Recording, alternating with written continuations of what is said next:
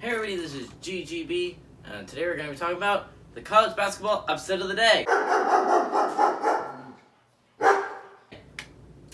Well, I think it's rather interesting. Yesterday, normally, so just as a quick thing, normally I do a recap of what happened yesterday, and then we get into the standings and how this will affect the standings, although, normally I get the end of that second week, because first week there's normally not much standing difference. And then we get into my actual predictions, how I think the games are going to go. Okay, so whatever happened yesterday, there's too many games to go over all of them, but let's go over the big ones. Ohio State almost lost to Akron last night and arguably should have, right? Akron was up by a point with 3.5 seconds left. Unfortunately, Ohio State had a brilliant play that was just played extremely poorly by Akron, but Akron honestly looked like arguably the superior team against the Buckeyes last night. And that's something I didn't think I was gonna say. Again, when I was listing the team games that I would watch, this wasn't on the list, and there was a reason why. I didn't think it was gonna be a phenomenal game. I mean, the 16.5 spread says it all. It was not supposed to be a good game, and yet despite all of that, Akron made it a phenomenal game, and all props to Akron, right? It's a team I think could be vying for a MAC championship this year. They look like a really good basketball team, could be a March Madness team. All the props to Akron for making that game close and almost coming out on top. But, while you can give a whole bunch of credit to Akron, you also have to give at least a little bit on, blame Ohio State for that game to be even that close, right? Even if Akron is the best MAC team, and, it's not March Madness yet, right? In March Madness, I believe any team can beat any team. Now, the likelihood of that changes, but again, we saw a MAC team take down a top 5 seed last year in Virginia, right? Anything can happen. It's March Madness. That's why it's called that. But this isn't March. This is freaking November, guys.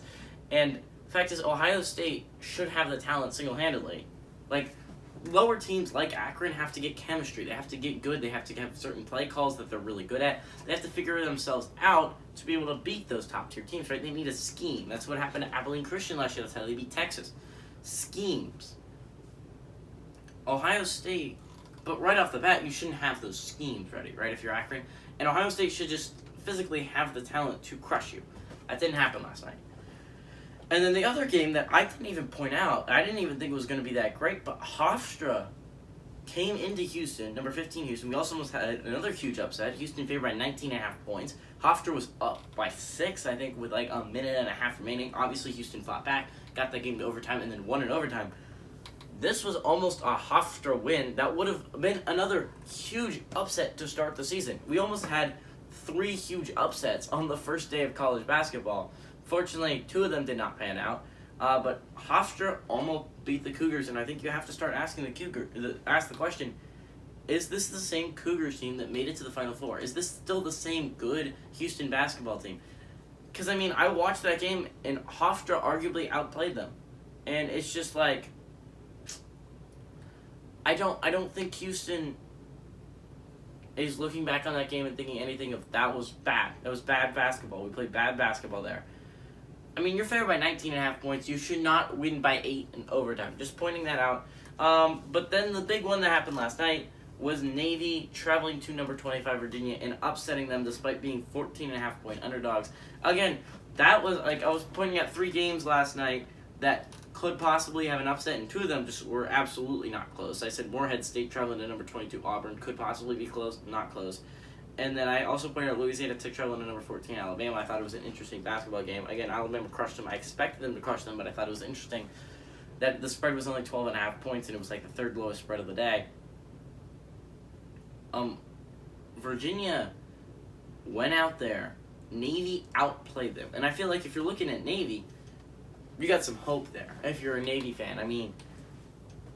There's legitimate hope for Navy to make March Madness here. I know they haven't made it in a while, but I think it'd be interesting. This is an interesting basketball team. Again, Colgate is in their little conference, so again, Patriot League, you're going to have to beat Colgate, which Colgate has gone to the... It's either been Colgate or Bucknell over the past couple of years. So it's going to be interesting. Navy's obviously going to have to fight through Colgate and Bucknell to try and get to the March Madness, but I think Navy's an interesting basketball team, and then Virginia just straight up disappointed last night. I'm not going to even sugarcoat it. That was a poor performance, Virginia fans. That was just bad. Bad basketball being played right there.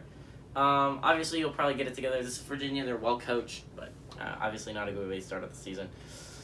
Let's get into the two games we have with ranked opponents today. I don't think I'm going to get an upset, by the way. I got 0 points yesterday, unfortunately, because I was going to get half a point, but then gosh darn Navy had to go upset number 25 Virginia, and then I got no points. And then also Kentucky couldn't do jack squat against Duke, so that's unfortunate.